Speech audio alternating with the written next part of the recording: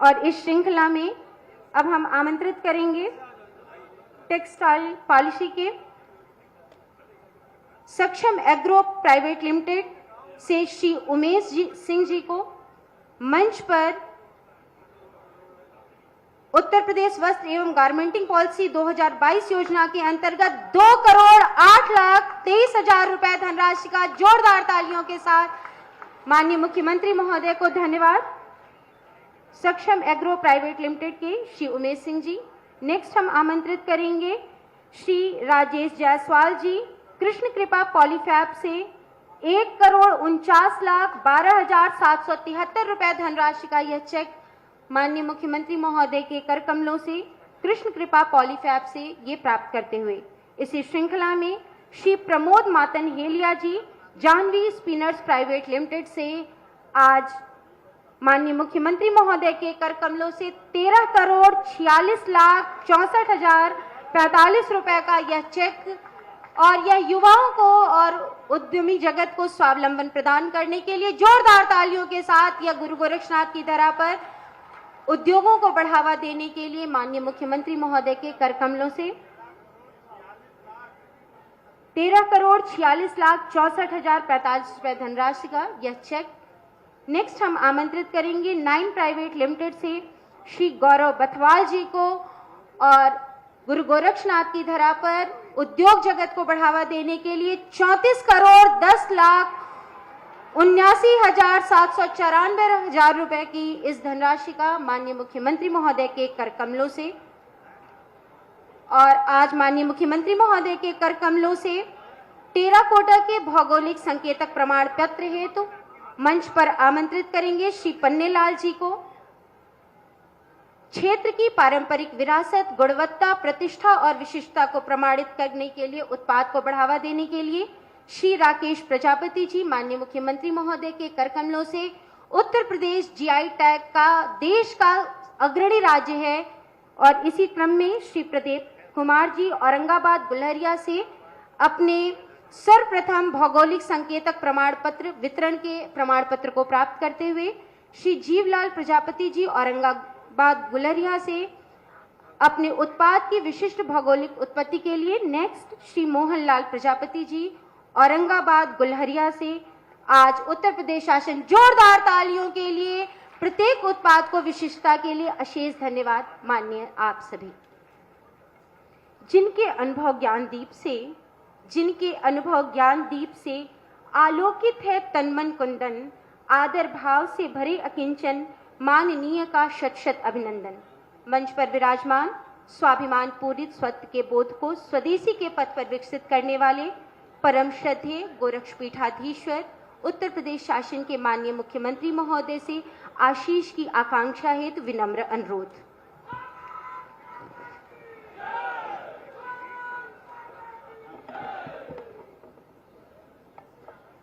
UP trade show 2025 के स्वदेशी मेला में आज इस समारोह में उपस्थित केंद्रीय मंत्री श्री कमलेश पासवान जी, उत्तर प्रदेश सरकार के सूक्ष्म लघु मध्यम उद्यम विभाग के मंत्री श्री राकेश सचान जी, गोरखपुर के लोकप्रिय सांसद श्री रविकिशन शुक्ला जी, माननीय विधायकगण श्री विपिन सिंह जी, श्री प्रदीप शुक्ला जी, श्री फतेह बहादुर सिंह जी, श्री महेंद्र पाल सिंह जी, डॉक्टर बिमलेश पासवान जी, श्री श्रवण निषाद जी, विधान परिषद सदस्य डॉक्टर धर्मेंद्र सिंह जी, क्षेत्रीय अध्यक्ष भारतीय जनता पार्टी श्री सहजानंद राय जी, जिला अध्यक्ष श्री जनार्दन तिवारी जी, महानगर संयोजक श्री राजेश गुप्ता जी, आज के इस यूपी ट्रेड फेयर में उपस्थित गोरखपुर के सभी नागरिक बंधुओं बहनों और ट्रेड फेयर में आए हुए प्रदेश भर के अलग अलग जनपदों के सभी युवा उद्यमी और महिला समूह से जुड़े हुए सभी बहनें और उपस्थित महानुभाव, दीपावली के पहले जब बाजार में चहल पहल है और पर्व और त्योहारों के पहले हर एक भारतीय के मन में यह भाव रहता है कि वह कुछ खरीद फरोख्त करेगा, उन स्थितियों के में उत्तर प्रदेश सरकार ने यह तय किया कि दीपावली के पहले 10 दिवसीय एक ट्रेड फेयर हर जनपद में लगाया जाएगा। और मुझे प्रसन्नता है कि सभी 75 के 75 जनपदों में स्वदेशी उत्पादों का ट्रेड फेयर कल और आज में प्रारंभ हो रहा है और अगले 8-10 दिनों तक एवं संबंधित जनपदों में उत्तर प्रदेश से बनी हुई उत्पादों को आम जन के लिए उपलब्ध करने के लिए एक प्लेटफॉर्म उपलब्ध करवाएगा। मैं गोरखपुर के इस स्वदेशी मेला के लिए उत्तर प्रदेश के सूक्ष्म लघु मध्यम उद्यम विभाग को हृदय से धन्यवाद देते हुए जितने भी उद्यमी यहां पर आए हैं, महिला समूह से जुड़ी हुई बहनें यहां पर आई हैं, इन सब का मैं हृदय से अभिनंदन करता हूं। अभी सितंबर महीने में 25 सितंबर से 29 सितंबर के बीच उत्तर प्रदेश के ग्रेटर नोएडा में यूपी इंटरनेशनल ट्रेड शो का आयोजन हुआ था। UP international trade show Uttar Pradesh के अंदर बने हुए उत्पादों को एक प्लेटफॉर्म प्राप्त हुआ है, जहां पर एक मंच के नीचे, एक छत के नीचे विदेश से आने वाले लोगों के द्वारा यहां के उत्पाद को खरीदा जाता है, उसके ऑर्डर दिए जाते हैं और बड़े पैमाने पर उत्तर प्रदेश के उद्यमी और व्यापारियों के द्वारा बनाए गए उत्पाद आज दुनिया के मार्केट में पहुंच रहे हैं। मुझे बताते हुए प्रसन्नता है कि इस बार के ट्रेड फेयर में उत्तर प्रदेश के अंदर के 2250 से अधिक हमारे उद्यमियों ने अपने प्रोडक्ट को वहां पर शोकेसिंग किया था। 500 से अधिक फॉरेन बायर्स वहां उपस्थित हुए थे और उनकी जो बिक्री हुई थी, जो यहां के उद्यमी थे, 5 दिन के ट्रेड फेयर में 11,200 करोड़ रुपए से अधिक का सामान उनका बिका है वहां पर। आप अनुमान करिए 11,200 करोड़।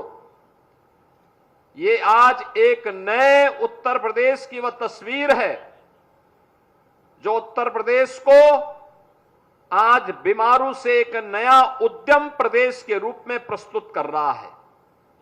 ये उद्यम का मतलब उद्योग लगेंगे तो नौजवानों को रोजगार भी मिलेगा, उद्यम लगेंगे तो उसके लिए कनेक्टिविटी होगी, तो विकास उस मार्ग से केवल उद्योग जगत से जुड़े हुए लोग नहीं जाएंगे, आम जन भी जाएगा, हर एक व्यक्ति को सुविधा प्राप्त होगी।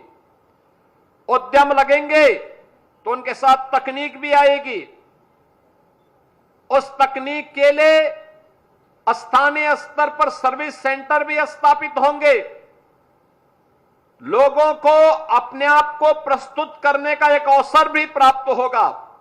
और यही कुछ तो आज उत्तर प्रदेश के अंदर प्रधानमंत्री मोदी जी के मार्गदर्शन में पिछले 8.5 वर्ष के अंदर यही प्रगति आज उत्तर प्रदेश को बीमारू राज्य से उठा करके देश की अर्थव्यवस्था के रूप में, ग्रोथ इंजन के रूप में प्रस्तुत होने वाले उत्तर प्रदेश की हम सबको देखने को मिल रही है।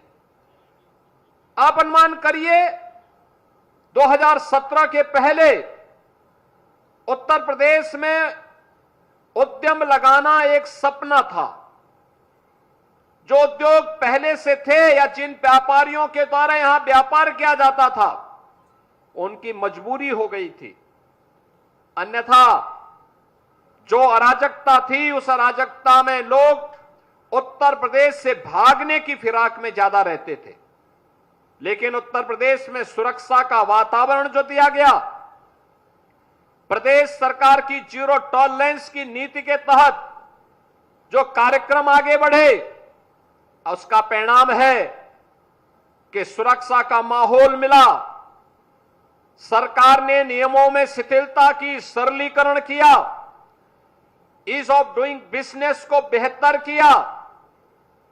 एमएसएमई सेक्टर में जो भी उद्यम लगाना चाहते हैं उनको 1000 दिनों तक यूनिट लगाने की पूरी छूट दी और कहा गया 1000 दिनों तक आप अपना एनओसी लेते रहिए, आप उद्यम लगा करके अपना प्रोडक्शन प्रारंभ करिए, आपको कोई परेशानी नहीं होगी। परिणाम है आज यही प्रदेश जहां पर कभी जो पहले एमएसएमई का एक क्लस्टर माना जाता था, वह उत्तर प्रदेश में धीरे धीरे करके ये बंदी के कगार पर जा चुका था। आज उस उत्तर प्रदेश में फिर से 96 लाख एमएसएमई यूनिट यानी छोटे छोटे लघु, सूक्ष्म और मध्यम उद्यम 96 लाख की संख्या में फिर से पुनर्जीवित हुए और 2 करोड़ से अधिक लोगों को इसमें सीधे सीधे नौकरी और रोजगार की गारंटी प्राप्त हुई। आप अनुमान करिए, कृषि के बाद सर्वाधिक रोजगार सृजन करने वाला कोई सेक्टर उत्तर प्रदेश के अंदर है तो वह सूक्ष्म लघु मध्यम उद्यम का ये क्षेत्र है, जिसने बड़े पैमाने पर रोजगार दिया। और ये केवल रोजगार आज का नहीं, संकट के समय का रोजगार है। कोरोना में जब 40 लाख से अधिक कामगार और श्रमिक जो अन्य राज्यों में कार्य करते थे वापस उत्तर प्रदेश में आए, तो उस समय उत्तर प्रदेश के अंदर हम लोगों ने एमएसएमई सेक्टर का यह आह्वान किया था और मैंने उस समय कहा था कि कम से कम एक कारीगर को, एक हस्तशिल्पी को अपने यहां काम पे लगाइए। और मैं धन्यवाद दूंगा एमएसएमई यूनिट का, उन्होंने उस समय जहां भी कोई काम मांगने के लिए गया उन्होंने उसे रखा और परिणाम था उत्तर प्रदेश का 40 लाख कारीगर और जो भी नौजवान था वह उत्तर प्रदेश के अंदर ही काम पाने में उसे सफलता प्राप्त हुई। आत्मनिर्भरता यहां से शुरू होती है। आत्मनिर्भरता हर एक क्षेत्र में आज उत्तर प्रदेश उसका एक मॉडल बनता जा रहा है। उत्तर प्रदेश ने पिछले 8.5 वर्ष के अंदर न केवल कानून व्यवस्था के क्षेत्र में बल्कि आधुनिक इंफ्रास्ट्रक्चर के लिए highway, railway, metro, inland waterway, air connectivity, इन सब में भी एक लंबी छलांग लगाई है, एक लंबी छलांग लगाई है। और लगातार आप अनुमान करिए 2017 के पहले उत्तर प्रदेश में 2 एयरपोर्ट पूरी तरह क्रियाशील थे, वाराणसी और लखनऊ। गोरखपुर का एयरपोर्ट कभी कभी चलता था, आगरा भी साल में 2-4 बार चल लेता था। और आज उत्तर प्रदेश के अंदर 16 एयरपोर्ट कार्य कर रहे हैं, 16 एयरपोर्ट। इनमें से 4 तो इंटरनेशनल एयरपोर्ट हैं और देश का सबसे बड़ा इंटरनेशनल एयरपोर्ट हम लोग जेवर में बनाने जा रहे हैं, जो इस वर्ष के अंत में प्रारंभ होने वाला है। देश का सबसे बड़ा एयरपोर्ट उत्तर प्रदेश के अंदर ही बन रहा है। यानी एयर कनेक्टिविटी के साथ साथ मेट्रो के मामले में पब्लिक ट्रांसपोर्ट की सबसे अच्छा माध्यम माना गया है मेट्रो। और मेट्रो आज प्रदेश के 6 सिटी में चल रही है। इलेक्ट्रिक बसेज उत्तर प्रदेश के अंदर सभी बड़े महानगरों में हमने प्रारंभ कर दी है। और उत्तर प्रदेश के अंदर इस महीने हम लोग इलेक्ट्रिक बसेज के मैन्युफैक्चरिंग का भी एक नया केंद्र, एक नए उद्यम का उद्घाटन करने जा रहे हैं। आप अनुमान करिए, अब उत्तर प्रदेश में ही इलेक्ट्रिक बस बनेगी, जिसके लिए डीजल और पेट्रोल की आवश्यकता नहीं है। उत्तर प्रदेश में ही बनेगी और उत्तर प्रदेश में उसके माध्यम से नौजवानों को रोजगार भी मिलेगा और साथ साथ हम पर्यावरण संतुलन को बनाए रखने के लिए, पर्यावरण प्रदूषण को नियंत्रित करने में भी हमें सफलता प्राप्त होगी। इनलैंड वाटरवे आज देखते होंगे वाराणसी से हल्दिया के बीच में जुड़ चुका है। देश का सबसे बड़ा रेलवे का नेटवर्क उत्तर प्रदेश में, देश की पहली रैपिड रेल उत्तर प्रदेश में, देश का पहला इनलैंड वाटरवे उत्तर प्रदेश में। उत्तर प्रदेश ने अपने इंटर स्टेट कनेक्टिविटी को, यानी उत्तर प्रदेश की किसी भी राज्य से मिलने वाली सीमा, चाहे वह नेपाल से हो, बिहार से हो, छत्तीसगढ़ से हो, मध्य प्रदेश से हो, राजस्थान, उत्तराखंड, दिल्ली, इन सभी को हम लोगों ने 4 लेन के साथ जोड़ा है। हर जिला मुख्यालय को 4 लेन की कनेक्टिविटी के साथ जोड़ा है। हर तहसील और ब्लॉक मुख्यालय को 2 लेन के साथ जोड़ने का कार्य किया गया है। यानी इंफ्रास्ट्रक्चर अच्छा हो, ईज ऑफ डूइंग बिजनेस में सरकार के द्वारा सुविधाएं सिंगल प्लेटफॉर्म पर उपलब्ध हो जाएं और सुरक्षा का बेहतरीन वातावरण हो, तो फिर दुनिया के निवेश को आने से कोई रोक नहीं सकता है। और उत्तर प्रदेश ने पिछले 8.5 वर्ष के अंदर इन सब क्षेत्रों में कार्य किया। परिणाम है आज उत्तर प्रदेश देश के अंदर, जो कभी ये माना जाता था कि उत्तर प्रदेश स्वयं बीमारू है, आज वह बीमारू से उभर करके भारत के विकास में अग्रणी भूमिका का निर्वहन करता हुआ दिखाई दे रहा है।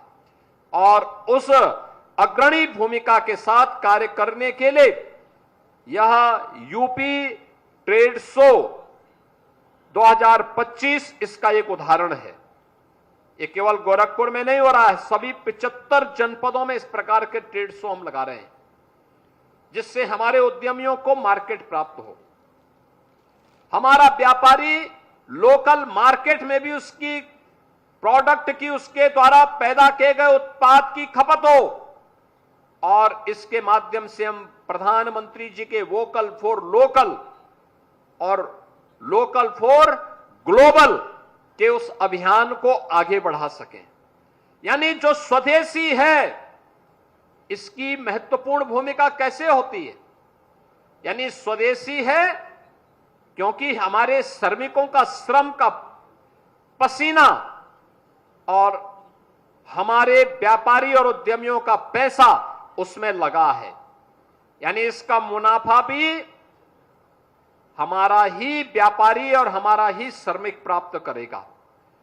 भारत का पैसा भारत के अंदर लगेगा तो भारत आत्मनिर्भर होगा।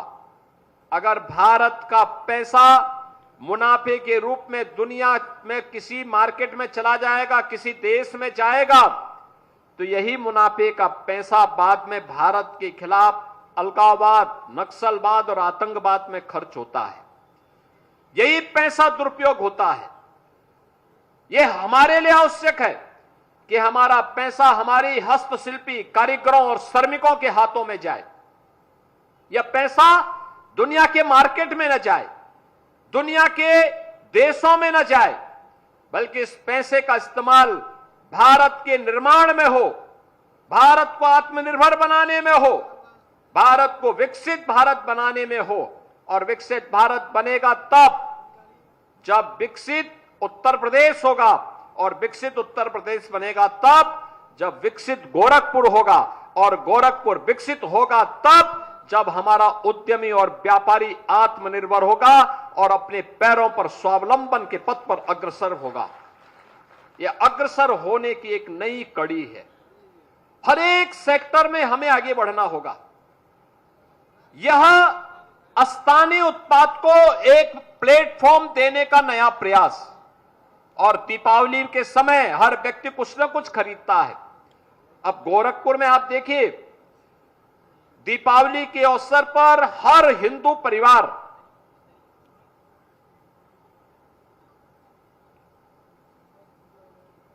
लक्ष्मी गणेश जी की प्रतिमा को अपने घर में रखता है। अब मुझे आप बताइए, लक्ष्मी जी की और गणपति की मूर्ति हमारी आस्था है, हम तो अपनी आस्था के अनुरूप मूर्ति खरीदते हैं, लेकिन मूर्ति 2017 के पहले कौन बनाता था? वह चीन बनाता था, जो देवी देवताओं पर विश्वास नहीं करता। आप सोचो, जब उसका विश्वास ही नहीं, उसके लिए तो एक खिलौना है, लेकिन वह आपके मार्केट को भुना करके और उस पैसे को फिर भारत के खिलाफ इस्तेमाल करता था। हमने वन डिस्ट्रिक्ट वन प्रोडक्ट के माध्यम से गोरखपुर के टेराकोटा के कार्य को बढ़ावा दिया। मैं देख रहा था एक दिन गोरखपुर के औरंगाबाद और गुलहरिया और उसके आसपास के तमाम गांवों में महिलाएं मिट्टी से बने हुए छोटी छोटी गौरी यानी लक्ष्मी और गणपति की मूर्तियां बना करके हजारों की संख्या में बना रही थी, और बना करके दीपावली के पहले मार्केट में उपलब्ध करवाने के लिए तैयारी कर रही थी। ये लगता है हर व्यापारी, आपने देखा होगा, गोरखपुर के टेराकोटा को अब जीआई टैग मिला है। जीआई टैग का मतलब दुनिया के किसी भी बाजार में जाएंगे, उस प्रोडक्ट की एक गारंटी होगी। उसको अब कोई मना नहीं कर सकता, नकार नहीं सकता है। और यह एक नया प्रयास प्रारंभ हुआ है सरकार के स्तर पर।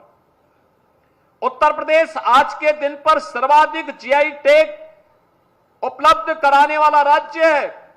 आप अनुमान करिए, देश के अंदर सबसे अधिक जीआई टैग उत्तर प्रदेश के प्रोडक्ट को प्राप्त हुए हैं। यानी उत्तर प्रदेश के नागरिकों के द्वारा बनाए जाने वाले ये प्रोडक्ट, उत्तर प्रदेश के कारीगर और हस्तशिल्पियों के द्वारा बनाए जाने वाला प्रोडक्ट अब देश के अंदर और दुनिया के अंदर कहीं भी बिक सकता है। उस पे कोई प्रश्न नहीं खड़ा कर सकता है। और इसीलिए यह प्रयास भी सरकार के स्तर पर नया प्रारंभ हुआ है। ये नया उत्तर प्रदेश है।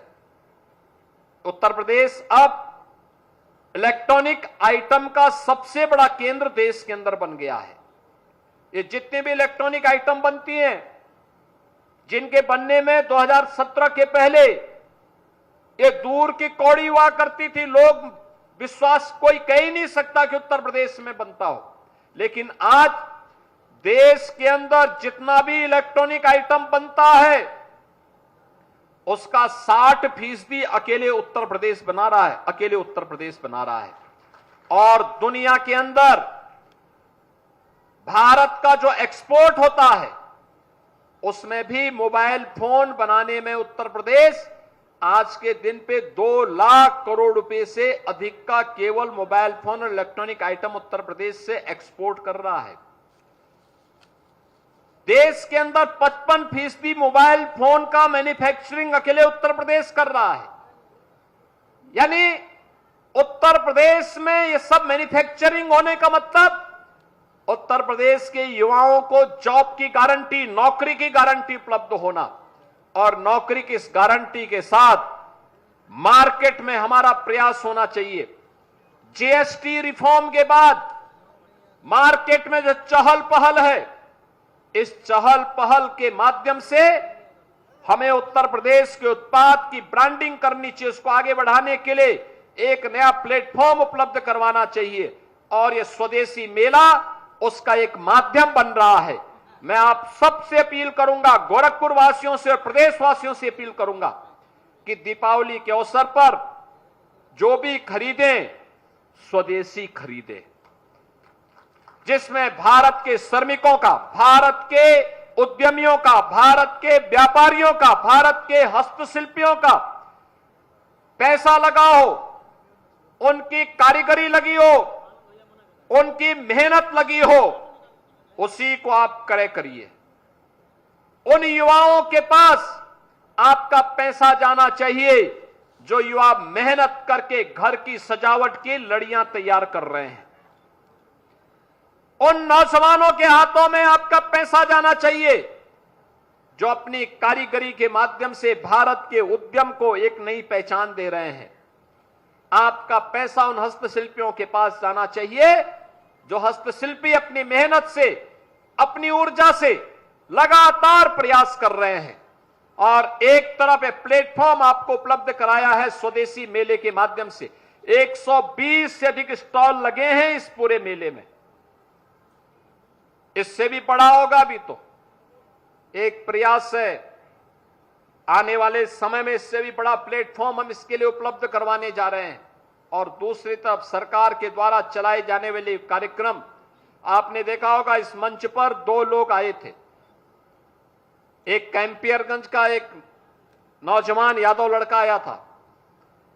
मुख्यमंत्री युवा उद्यमी स्कीम के माध्यम से 5 लाख रुपए का लोन उन्हें स्वीकृत हुआ।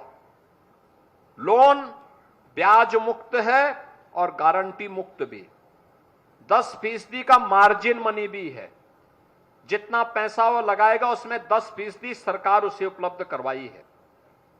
और ये मार्जिन मनी उपलब्ध करवाने के बाद उसने गाय की गोबर से बने हुए उत्पाद को आगे बढ़ाने का काम किया। उससे धूप बनाई, उसी से वह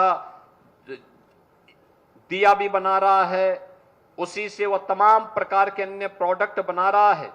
और मुझे लगता है कोई भी हिंदू परिवार ऐसा नहीं होगा जो दीपावली के अवसर पर गौरी और लक्ष्मी की पूजा न करता हो, उसके दीप न जलाता हो। गाय के गोबर का दीप जलेगा तो साक्षात मां लक्ष्मी का वास तो गाय के गोबर में ही माना जाता है।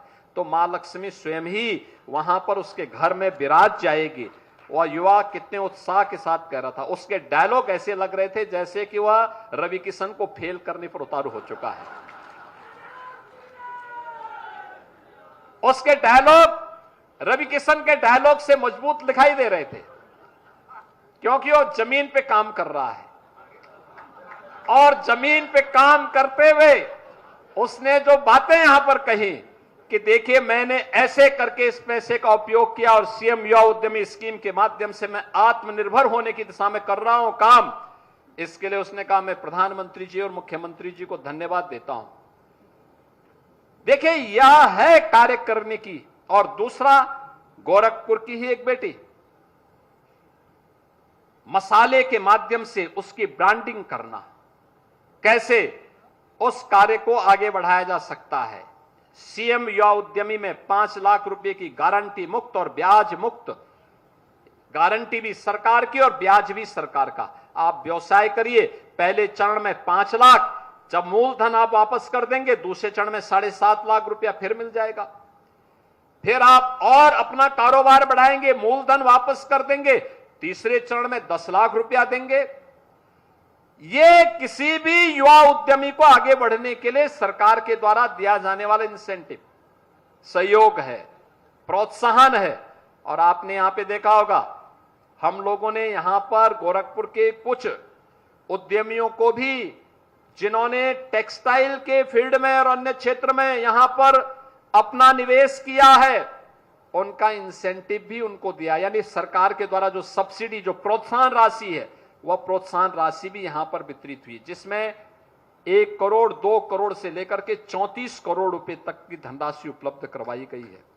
यह दिखता है गोरखपुर में उद्यम लग रहे हैं, गोरखपुर में व्यवसाय बढ़ रहा है, गोरखपुर में नौजवानों के लिए रोजगार उपलब्ध हो रहा है। और इस प्रकार के कार्यक्रम के साथ आप भी जुड़ सकते हैं। मैं आप सबसे अपील करूंगा, दीपावली के अवसर पर जो भी खरीदें स्वदेशी खरीदें, जो भी गिफ्ट दें स्वदेशी गिफ्ट दें। ऐसा नहीं होना चाहिए कि रवि किशन स्वदेशी की बात करें और घड़ी विदेशी पहने।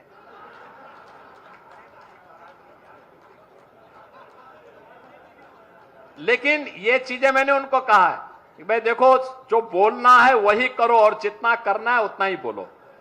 तो ये सारी चीजें आज मैं आप सबसे कहूंगा कि हम जो भी गिफ्ट दें वह स्वदेशी दें, जो भी खरीदें स्वदेशी खरीदें, और मेले में आप इतनी बड़ी संख्या में आए तो एक बार जरूर भ्रमण करिए, देखिए क्या क्या चीजें प्रदेश के अंदर बन रही हैं। उसकी एक छोटी सी झलक है, इसका एक बहुत बड़ी झलक ग्रेटर नोएडा में यूपी इंटरनेशनल ट्रेड शो के माध्यम से देखने को मिला। वहां 22 साढ़े 2200 से अधिक ऐसे स्टॉल लगे थे, बड़े बड़े,